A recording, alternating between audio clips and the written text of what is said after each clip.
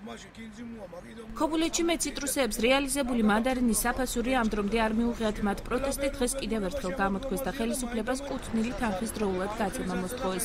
ანაზღაურების გარეშე დარჩენილი მეციტრუსეები აცხადებენ, რომ თანხა ყველაზე მეტად ახლა სჭირდებათ, როცა საგაზაფხულო სამუშაოები აქტიურ ფაზაში შედის. მივალთ გამგეობაში გვეტყვიან დღეს ხვალ ზეგი 10 დღე 20 დღე და გადის ამასობაში დღეები და არავინ არაფერი არ იცის. გაგზავნილი სოფლის მეურნეობის მინისტრთან წერილიც, ფულის დარიცხვის ამბავიც, მაგრამ ზუსტი პასუხი არავინ არ იცის. ამ წუთში გვჭირდება ჩვენ ამ გაზაფხულზე ხნათესვისათვის, მანდარინის მოვლისათვის და ხვალე ზეგინდელი პრობლემისათვის. აჭარის სოფლის მეურნეობის მინისტრის ბოლო დაპირების მიხედვით, რომელიც მან 1 მარტს გააჟღერა, ქობულეთელებს ციტრუსის საფასური სტანდარტული მანდარინის რეალიზაციისათვის გამოყოფილი ფონდიდან ნაშთიდან უნდა მიიღოთ.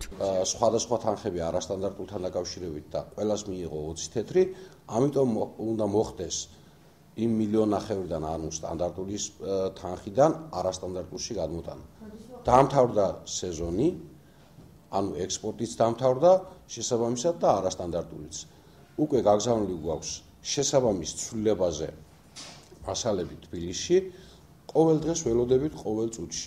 შესაძლებელია დღესვე იყოს ხელმოწერილი ნებართვა. ციტრუსის შამბარებელი საწარმოს დირექტორი მეციტრუსეთა პრობლემებს იცნობს. მისი თქმით, ფერმერთა წინაშე დავალიანება დღეისათვის 250,000 ლარს შეადგენს და თანხა 10 დღის ვადაში დაიფარება. ფერმერებისადმი ჩვენი დავალიანება შეადგენდა დაახლოებით 1,100,000 ლარს.